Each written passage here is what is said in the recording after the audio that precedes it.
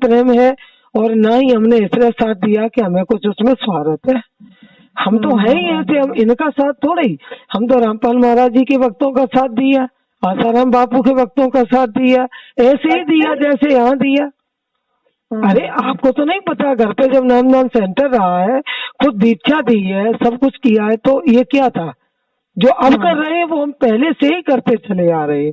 आज ये नया कुछ हमने काम थोड़े किया है, ये मेरे स्वभाव में है और मैं करती हूँ, मुझे अच्छा लगता है, बस उसका कोई कारण नहीं है ना। मुझे अच्छा लगता है ये सब सेवा करना, मुझे अच्छा लगता है ना। क्या से है ये सब सेवा करनी अच्छी लगती है आपको? हाँ बिल्कुल, की है, हमने हमेशा की है और करते हैं और करते रहेंगे जब तक जान में जान है ना। इन्होंने तो खैर 52 से परे का नाम दिया है ना, इन्होंने तो कोई 52 से परे का नाम है जो दूसरी दीक्षा कोई। अरे भाई 52 अक्षर की नहीं होती है, दूसरी दीक्षा 52 से परे की है, लेकिन सब समझना पड़ता है। एकदम पीएचडी का ज्ञान किसी को दे दोगे तो वो सारी चीजें समझ में नहीं आती, समझाना पड़ता है ना।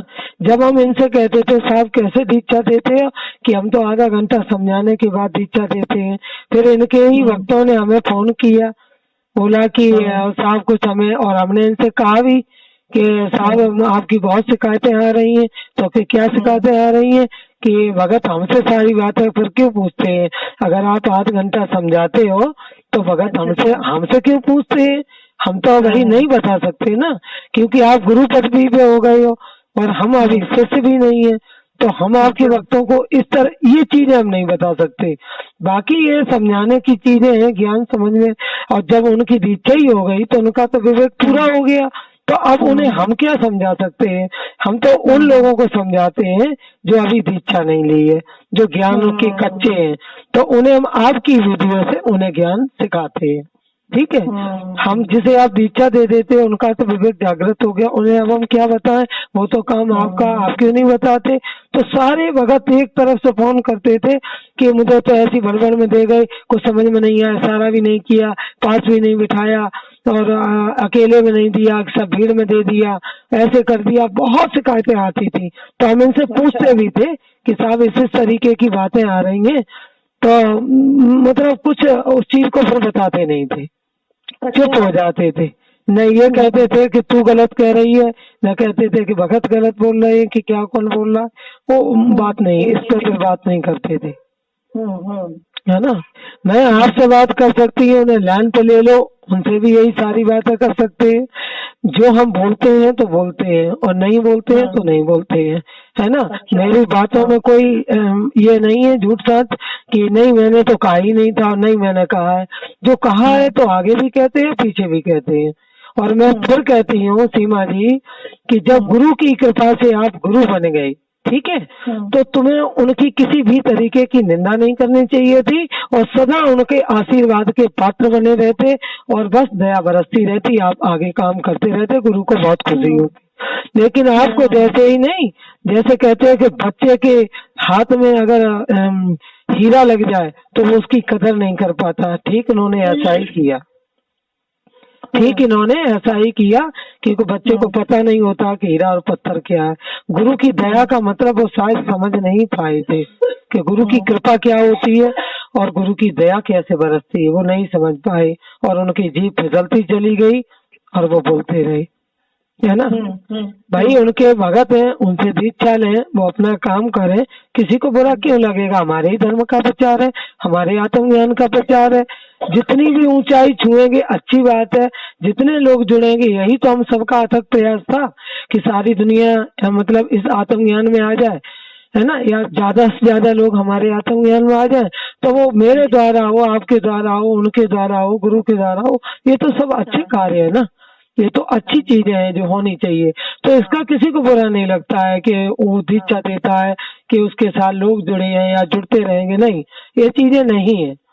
केवल बुरा सबको यही लगा है कि आपको थोड़ा सा ठीक चलना चाहिए था, आप ठीक नहीं चल पाए और आपने जिसने आपको थाली दी आपने उसी में छेद कर दिए, ये तो कोई भी अच्छा नहीं कहेगा, है ना।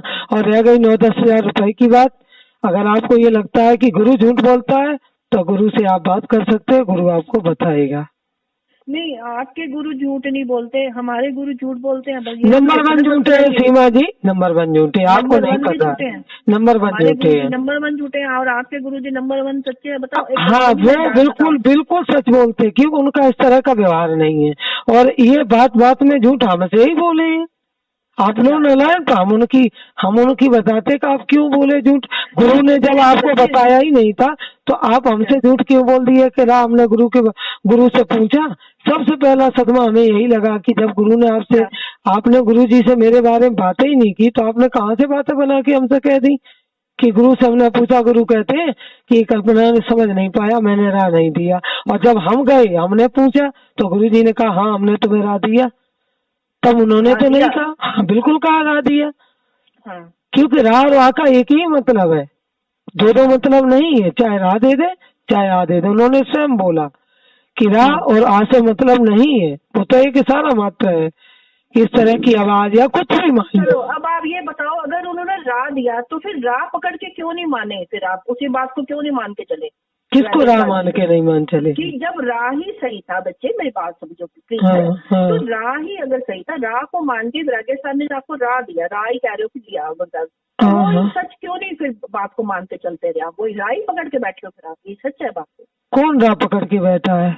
आप सीमा जी, न राह को पकड़ना है न आ को पकड़ना है। तो वो भी सच बोले ना कि राह, उन्होंने काफी राघव जी ने ये बात मानी कि हाँ मैंने राह दिया था भाई।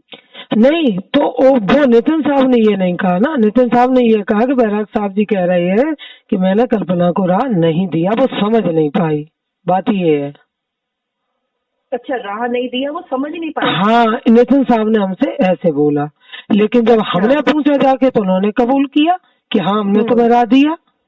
और राह आ से नहीं मतलब, फिर उन्होंने उस चीज को सारा हमें बताया। अच्छा है ना। तो देखो, ये तो आपको मानना पड़ेगा है कि बाप से बड़ा बेटा तो नहीं हो सकता है ना। बाप से बड़ा बेटा अगर